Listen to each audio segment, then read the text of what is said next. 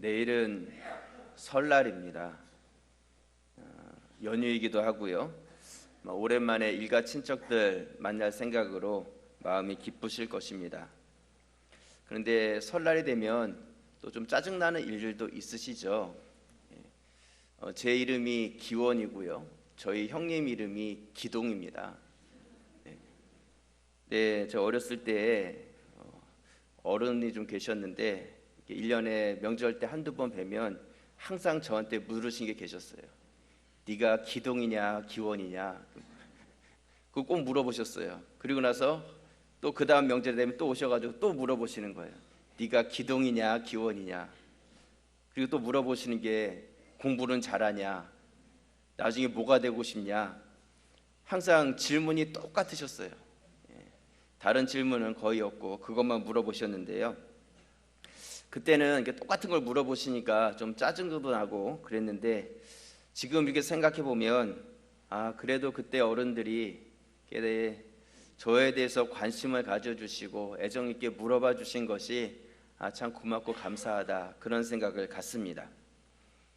여러분, 이 명절 때가 되면 짜증나는 일들이 있다고 합니다. 그래서 제가 이렇게 찾아보니까요, 어린 유치원 정도 다니는 아이들이 가장 짜증나는 질문은 너는 엄마가 좋냐 아빠가 좋냐, 그거 물어볼 때 애들이 제일 짜증을 낸대요. 그리고 학생들은 너는 공부는 잘하냐, 반에서 몇 등이나 하냐, 커서 뭐가 될래, 이런 거 물어볼 때 짜증을 낸다고 합니다. 그리고 군인들은 명절이라서 특별히 휴가를 받아가지고 왔는데 너는 뭐 휴가를 이렇게 자주 나오냐, 나라는 누가 지키냐, 막 이렇게 말할 때 짜증을 낸다고 합니다. 대학생들은 너는 아직도 학교 다니냐, 언제 취직하냐, 이렇게 물어볼 때 짜증을 내고요. 처녀 총각들은 남자친구는 있냐, 여자친구는 있냐, 언제 결혼하냐 물어볼 때 짜증을 낸다고 합니다. 그러면 할아버지 할머니들은 언제 짜증 내는지 아십니까? 할아버지 할머니들은 손주들 세뱃돈 준다고 이렇게 다 꽁쳐놓은 거 다 세뱃돈 주고 나면 손주들이 지들끼리만 놀고 와가지고 할아버지 할머니 이제 돈 받았으니까 전혀 신경 안 쓰고 그렇게 놀 때 짜증을 낸다고 합니다. 여러분, 오랜만에 일가 친척들 이렇게 만나시는데 짜증나는 일들도 있을 수 있겠지만, 그런 것보다는 그래도 나에 대해서 관심을 갖고 애정을 가지고 있는 분들이 있다는 것, 또한 내가 사랑해 줄 수 있는 사람들이 있다는 것, 그것만으로도 여러분들이 충분히 감사한 그런 명절이 되시기를 주님의 이름으로 부탁을 드립니다. 우리 옆에 계신 분들, 가까이 계신 분들 한번 인사를 나눌 때 새해 복 많이 받으세요, 만자에 좀 액센트를 넣어가지고 한번 인사하도록 하겠습니다. 새해 복 많이 받으세요. 네.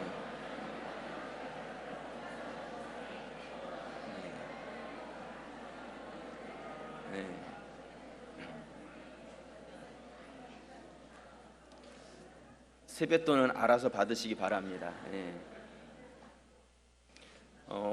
광고 말씀 드렸지만 우리 설 가정 예배서가 준비되어 있습니다. 우리 가정마다 가져가셔서 가족들 모이시면 엉뚱한 데 시간 다 빼앗기지 마시고 먼저 하나님 앞에서 예배를 먼저 드리실 수 있기를 부탁을 드립니다. 오늘은 설 명절이어서요, 우리 교회학교 자녀들 다 같이 한자리에서 모여 예배를 드리고 있습니다. 우리가 설 때가 되거나 또 우리 가정에서 가정 예배를 많이 강조하고 있는데, 예배를 드려야 되는 것은 알면서도 잘 못 드리고 어떻게 드려야 되는지 잘 모르는 그런 가정들이 많이 있습니다. 그래서 오늘 설 통합 예배를 교회에서 드리면서 가정 예배를 이렇게 드리면 됩니다 하는 모습으로 우리 설 통합 예배를 우리 자녀들 또 청년들 같이 동참하는 그런 예배로 준비를 했습니다. 같이 예배 드리는 게 너무 좋으시죠? 네, 우리 자녀들 앞에 나와서 수고 많이 했는데 우리 부모님들 용돈을 세뱃돈이죠, 좀 특별히 더 두둑하게 주시기 바랍니다. 오늘 본문의 말씀은요, 어떤 말씀이냐면 우리가 잘 아는 씨 뿌리는 비유의 말씀입니다. 이 비유의 말씀은 굉장히 단순한 내용을 담고 있는데요, 농부가 나가서 씨를 뿌립니다. 어떤 씨는 길가에 떨어지고 어떤 씨는 돌밭에 떨어지고 어떤 씨는 가시덤불에 떨어지고요. 어떤 씨는 좋은 땅에 떨어졌다 이렇게 말씀하고 있습니다. 길가에 떨어진 씨는 땅이 너무 딱딱해서 뿌리를 내리지 못하죠. 그리고 그 씨가 새들이 와가지고 먹어버리게 됩니다.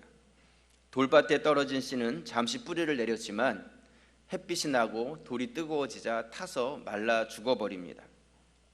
그리고 가시떨기에 떨어진 씨는 이미 가시덤불이 무성하게 자라 있었기 때문에 거기서 싹이 나고 조금은 자랐지만 열매 맺지 못하고 그 자리에서 죽고 말았다 이렇게 말씀하고 있습니다.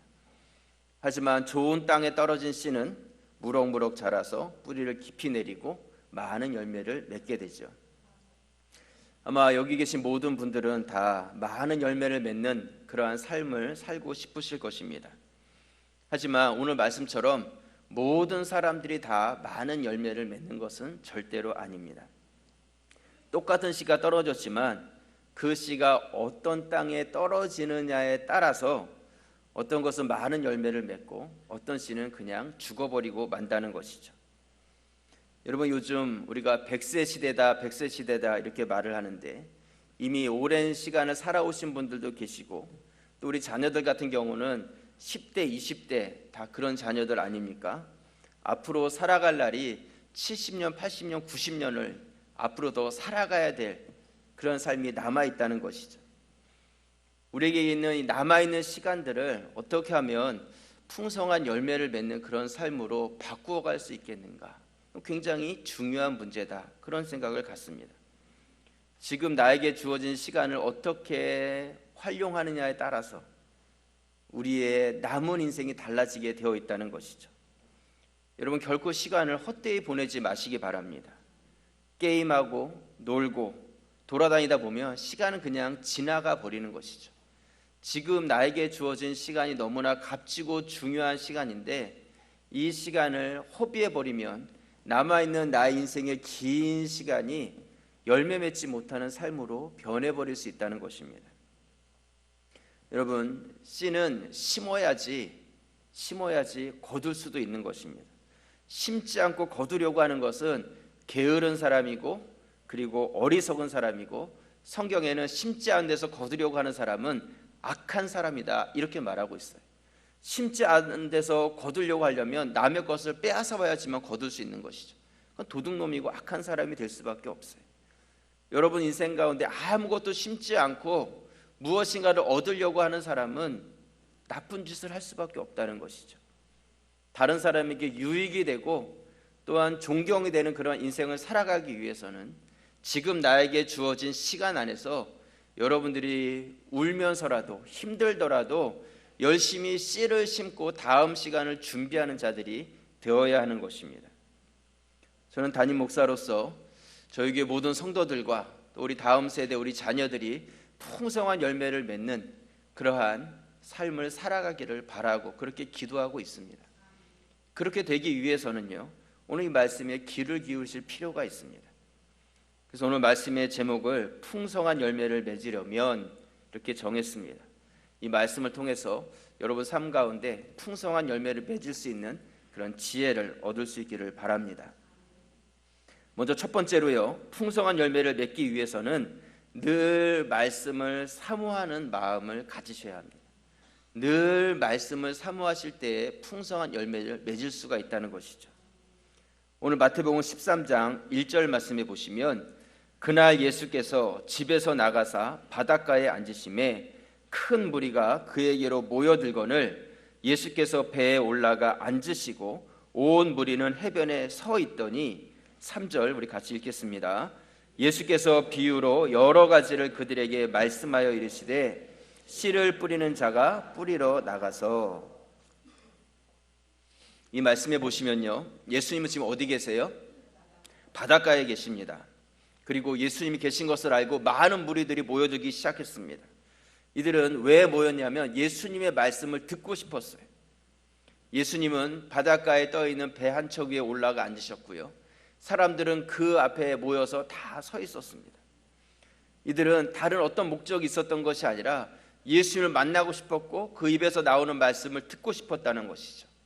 다시 말해서 주님으로부터 들려지는 말씀에 대한 사모함을 이 사람들은 가지고 있었던 것이죠.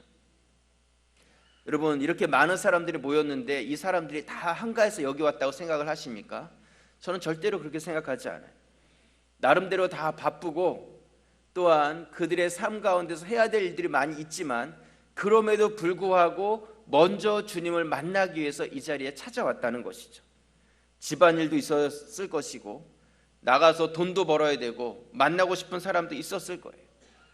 아마 여기 계신 분들 중에도 지금 마음이 분주한 분들 계실 거예요. 가서 빨리 명절 음식 준비해야 되는데, 가서 먼저 장 봐야 되는데, 해야 될 일이 다 있으시잖아요. 그럼에도 불구하고 먼저 주님 앞에 예배의 자리를 놓치지 않고 여기 나오신 분들, 그 마음이 귀하다는 것입니다. 이 사람들도 바쁜 것이 있었겠지만 그 모든 것을 뒤로하고 주님을 만나기 위해서 이 자리에 나왔다는 것이죠. 그리고 그 자리에 나온 자들은 분명한 주님의 음성을 들을 수가 있었습니다. 여러분, 사모하는 마음 가운데 하나님께서는 그 사모하는 마음에 말씀을 채워주십니다. 저는 말씀을 전하는 자로서요, 여기 많은 분들이 모여서 말씀을 듣고 있지만 모든 분들이 제 말씀을 귀 기울여 듣는다 생각하지 않아요. 아마 여기 계신 분들 중에서 마음은 다 딴 데 가 있는 분들 분명히 계실 거예요. 생각은 엉뚱한 데 가 있는 분들 분명히 있다는 것이죠. 하지만 말씀에 대해서 듣고자 하고 알고자 하고 그런 사모함이 있는 분들은 말씀이 들려지는 거예요. 어떤 말씀을 하실까? 어떤 말씀이 들려주실까? 내가 해야 될 것은 무엇인가? 그것에 대해서 마음이 열려 있기 때문에 들려지지만 우리의 마음에 사모함이 없으면, 말씀에 대해서 알고자 하는 마음이 없으면 아무리 여기 나와 있어도 그것이 들려지지 않는다는 것이죠. 우리 자녀들 주일마다 와서 예배를 드리지만 여러분들이 나올 때 사모함을 가지고 오셔야 돼요. 사슴이 목마름을 가지고 온 산을 헤매면서 마실 물을 찾아다니듯이 그러한 사모함을 가지고 주님 앞에 나올 때 거기에 채워지는 말씀이 있는 것이지, 그냥 의무적으로 엄마가 가라니까 억지로 와가지고 거기서는 말씀이 채워질 수 없다는 것입니다. 말씀에 대한 사모함을 가지시길 바랍니다. 미국의 가장 존경받는 대통령, 역대 대통령 조사를 했는데 1등이 누가 되었냐면 아브라함 링컨 대통령이 되었어요. 링컨 대통령은요, 인디애나주 작은 시골 마을에서 가난한 집에서 태어났습니다. 아마 여기 있는 모든 자녀들보다 더 어렵고 가난한 상황 가운데서 태어났어요. 그는 학교를 다녀야 될 나이에 1년도 채 학교를 다니지 못했어요. 그만큼 교육을 받을 수 있는 환경이 아니었다는 것이죠. 그는 어머니를 통해서, 성경책을 통해서 글을 배웠다, 그렇게 말을 합니다. 그리고 링컨 대통령이 11살이 되었을 때에 불행하게도 어머니가 돌아가셨어요. 혹시 여기 11살 있나요? 11살 있어요, 우리? 저기 손드는 학생 11살이에요? 예. 한번 일어나 보세요. 예. 보이세요? 저기 형광 옷을 입은 용감한 학생. 예. 감사합니다. 우리 교회 11살들이 아주 훌륭합니다. 큰 인물이 될 것 같아요. 저 나이 때에 어머니가 돌아가셨다는 거예요. 저렇게 어렸을 때. 근데 그 어머니가 죽으면서 저 많은 아들을 놓고 이런 유언을 합니다. 뭐라고 유언을 남기냐면, 얘야, 나는 너를 두고 하나님 앞으로 먼저 간다. 나는 내게 좋은 집도 좋은 땅도 많은 재산도 물려주지 못한다. 그러나 나는 내게 이 성경책 한 권을 유일한 유산으로 주고 간다. 너는 한평생 이 가운데 있는 말씀을 보배를 삼고 재산을 삼고 양식을 삼아 이 교훈대로 살아나가거라. 그러면 내 길이 형통할 것이다. 링컨의 어머니가 주었던 것은 많은 유산도 아니었고 성경책 한 권이 유산이었어요. 그리고 유언의 말 한마디를 했는데 그것을 링컨이 받은 것이죠. 여러분, 우리가 많은 재산을 물려받지 못해서 억울하십니까? 왜 우리 부모는 부자가 아닐까에 대해서 억울하세요? 링컨은 그런 것에 대해서 연연하지 않았다는 것이죠. 링컨은 그 어머니의 말씀을 기준으로 삼고 말씀을 사모하는 자가 되었어요.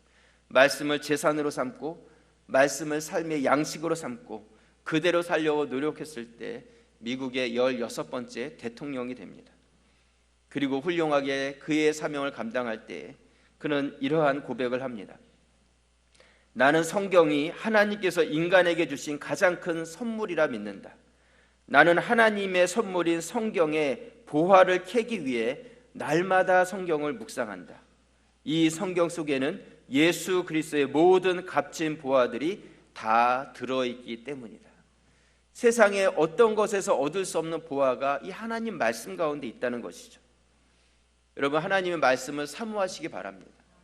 씨를 뿌리지 않으면 거둘 수 없는 것처럼 말씀을 읽지 않고 묵상하지 않으면 내 안에 말씀이 심겨질 수 없고 거기엔 어떤 열매도 거둬질 수 없는 것입니다.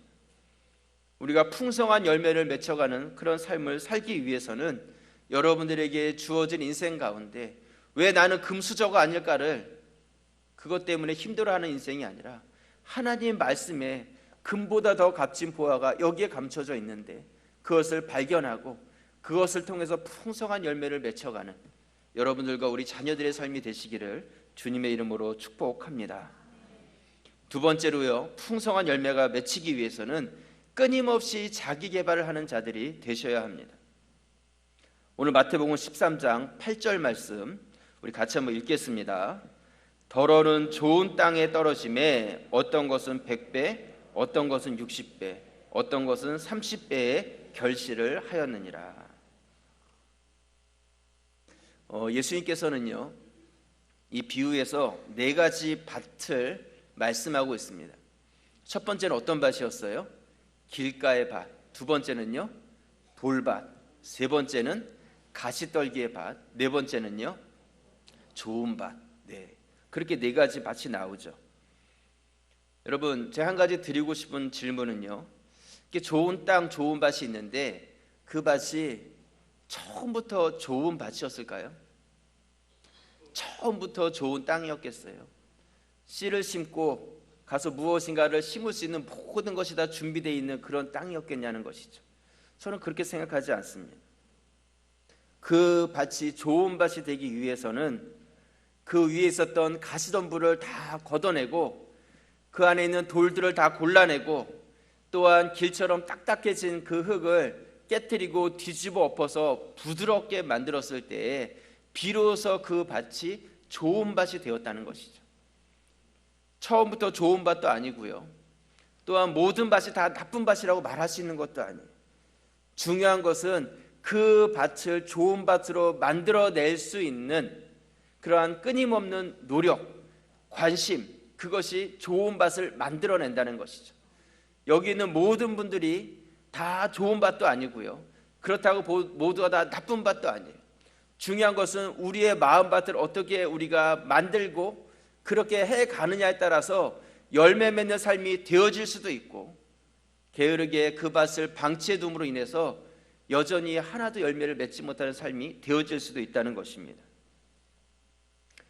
여러분, 저는 어렸을 때 북한산에서 자랐습니다. 산꼭대기에서 자란 것이 아니라 북한산 그 아래 자락에서 자랐는데요, 이 동네에 보면 밭도 있고 논도 있고 나무 심는 집도 많고 그랬습니다.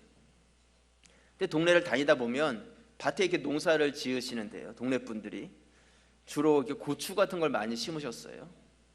근데 고추 집집마다 그 옆에 밭이 딸려 있어서 보면 어떤 집은 고추가 아주 주렁주렁 큼지막하게 잘 달린 그런 집이 있고요, 어떤 집은 좀 그렇지 못한 집이 있어요. 또 무를 이렇게 심어 놓으셨는데 보면 무가 어떤 데는 너무 잘 자라가지고 땅 위까지 이만큼씩 올라온 그렇게 무가 잘 자란 집이 있고요, 어떤 집은 뭐 그렇게 안 자란 집도 보았습니다. 같은 동네 뭐 땅이 얼마나 다르면 다르겠어요. 그럼에도 불구하고 결과가 너무나 다른 것이죠. 저는 그것이 차이가 무엇일까? 그것이 바로 노력이고 관심이고 그 농부의 차이다, 그런 생각을 갖습니다. 농부가 얼마나 그 밭을 좋은 밭으로 만들기 위해서 갈아엎고 거름을 주고 그렇게 노력했느냐에 따라서 결과가 달라지는 것이죠. 여러분, 풍성한 열매를 맺기 위해서는 반드시 여러분들이 좋은 밭, 좋은 땅이 되셔야 합니다. 그런데 이 좋은 밭, 좋은 땅은 거저되는 것이 아니에요. 그냥 주어지는 것이 아니라 끊임없이 노력하고 나 자신을 개발하는 노력을 할 때에 좋은 밭이 되어지는 것입니다. 나 자신이 발전되기 위해서 부지런히 책을 읽고 공부를 하고 또한 새로운 것을 받아들이고 그렇게 내가 발전돼야지 그 안에서 좋은 열매들이 맺혀질 수 있는 것이죠. 내가 발전되지 않으면요, 결국은 어떻게 되냐면 열매가 조금 맺혀지는 것이 아니라 망하는 거예요. 오늘 말씀해 봤을 때 이 나머지 세 개의 밭, 길가나 돌밭이나 가시덤불밭이나 열매를 하나도 맺었다고 말씀하고 있지 않아요. 길가밭은 새가 와서 먹어버렸고요, 돌밭은 뜨거울 때 타버렸다고 말씀하고, 가시덤불은 자라기는 자랐지만 열매가 맺히지 않았다 말씀하고 있어요. 다 똑같다는 거예요. 좋은 밭만이 열매가 맺혀지는 것이지 다른 데서는 열매가 맺혀질 수 없다는 것입니다. 결국 주님께서 우리에게 말씀하고 있는 것은 무엇이냐면 어중된 그런 삶이 아니라 좋은 밭이 된 삶을 살아갈 때에 거기에서 우리가 열매를 거둘 수 있다고 말씀하고 있는 것이죠.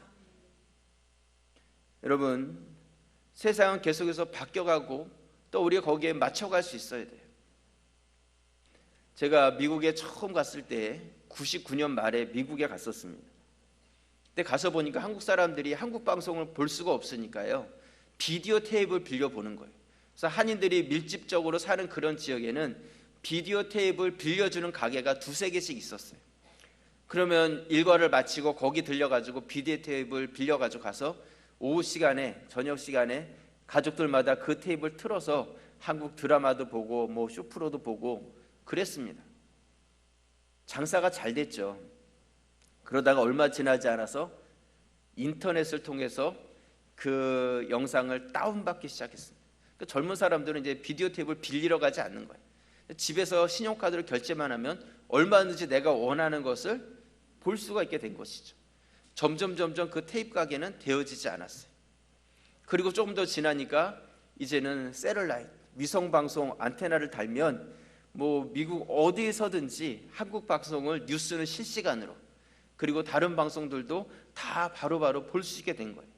어느 누구도 비디오 테이프를 빌리러 갈 수 없는 거예요. 갈 이유가 없는 것이죠. 세상이 그렇게 바뀌어가고 있는 거예요. 그럼에도 불구하고 여전히 내가 테이프를 팔겠다고 거기에 머물러 있는 사람은 어떻게 되겠어요? 망하는 거죠. 한국도 옛날에는 비디오 테이프 빌려주는 가게들이 많이 있었지만 지금은 한 군데도 없어요. 시대가 바뀌었고 그것을 고집하는 사람은 장사가 안 되는 게 아니라 망하게 된다는 것입니다. 여러분, 중요한 것은 무엇이냐면 우리가 끊임없이 개발하고 끊임없이 노력해 가셔야 한다는 것입니다. 우리 자녀들이 같이 예배를 드리기 때문에 제가 더 부탁의 말씀을 드립니다. 이만큼 하면 되겠지, 그렇지 않아요. 그냥 그 자리에 머물러 있는 것이 아니라 망하게 되는 거예요. 그렇기 때문에 우리는 그 자리에 머무는 자들이 아니라 끊임없이 노력하는 것이죠. 좋은 땅이 영원히 좋은 땅이겠어요? 좋은 땅도 계속해서 노력하지 않고 그것을 개발하지 않으면 안 좋은 땅이 되는 거예요. 그것을 뒤집어 엎고 농부의 땀방울이 들어갈 때에 좋은 땅이 되고 또 다른 풍성한 열매를 거둘 수 있는 것처럼 여러분들이 나의 나이와 또한 그것에 맞게 나 자신을 발전시키고 노력해 감으로 인하여서 날마다 좋은 열매를 거두고 우리의 자녀들이 시간이 갈수록 이 땅 가운데서 존경과 인정을 받고 또한 크리스찬 리더로서 쓰임받는 그러한 글로벌한 리더들이 되시기를 주님의 이름으로 축원합니다. 우리 말씀의 결론을 내립니다. 여러분, 요즘 뉴스나 이러한 신문을 보게 되면 시대적으로 참 좋은 소식보다는 안 좋은 소식이 너무나 많이 들려집니다. 곳곳에서 테러나 전쟁의 소식들, 뭐 미사일을 쏜다는 둥, 또 이상한 질병이 돌아다닌다는 둥, 화성이 폭발했다, 지진이 났다, 정말 세계가 뒤숭숭합니다. 경제적인 어려움도 너무나 많고요, 가정이 파괴되어 가고 있습니다. 말도 안 되는 일들이 일어나고 있는 그런 것을 우리가 보게 됩니다. 제가 어저께 신문을 보니까요, 결혼을 안 하는 미혼족들이 늘어나고 있는데, 결혼을 안 하는데 본인은 친구들 결혼할 때 가서 다 축의금을 냈잖아요. 근데 본인은 결혼을 안 하는 독신주의자니까 받을 수가 없는 거예요. 그래가지고 그런 사람들이 독신 선언을 하고 나한테 줄 축의금을 나는 독신 선언을 했으니까 나한테 달라는 거예요. 말이 되죠? 눈이 번쩍 뜨이시는 분들 계신 것 같은데 그러지 마시고. 근데 그 밑에 댓글에 보니까 뭐라고 달렸냐면 당연하다. 많은 사람들이 당연하다. 나도 그만큼 했으니까 내가 독신 선언하면 나한테 축의금 줘라. 이렇게 사람들이 댓글을 달았어요. 그러면서 거기다 뭐라고 얘기를 했냐면 자기 혼자서 싱글 결혼을 한다는 거예요. 여러분, 결혼은 둘이 하는 게 결혼이잖아요. 뭐 동성 결혼까지 지금만 나와서 시끌시끌했는데 이제는 동성 결혼이 아니라 싱글 결혼식을 하고 거기서 축의금을 받는다는 것이죠. 여러분, 시대가 이렇게 바뀌고 있어요. 하나님께서 만들어 놓으신 가정의 모습이 파괴되어 가는데 그 파괴가 어느 정도까지 갈지 우리의 상상을 초월하고 있는 것이죠. 하나님께서는 한 형태의 가정을 주셨는데 지금은 너무나 많은 형태의 가정이 만들어지고 있고 이것이 모든 사회 문제의 근본이 되고 있다는 것입니다. 위기의식을 느껴야 되고요. 우리의 자녀들 바른 결혼, 성경 안에서의 하나님께서 주신 그 축복을 여러분들이 기억하고 누리실 수 있기를 바랍니다. 여러분, 이렇게 불안한 시대를 우리가 살아가고 있는데 이러한 불안한 때에 어떻게 풍성한 열매를 맺을 수 있겠습니까? 오늘 예수님의 비유의 말씀에서 지혜를 얻으시길 바랍니다. 다른 것은 없어요. 여태까지 한 번도 변함없는 하나님의 말씀이 기준이 되시고 말씀을 날마다 사모하시기 바랍니다. 말씀은 영원히 변하지 않을 것입니다. 변하지 않는 것을 붙잡는 자가 지혜로운 것이지 변하는 것을 붙잡는 자는 어리석은 자예요. 하지만 이 세상 가운데서 우리가 끊임없이 나 자신을 발전시키고 개발하고 노력해 감으로 인하여서 이 땅 가운데 주님께서 원하시는 그런 열매를 맺어가는 그런 크리스찬 성도들이 되시고 우리의 자녀들이 되시기를 주님의 이름으로 축원합니다. 기도드리겠습니다.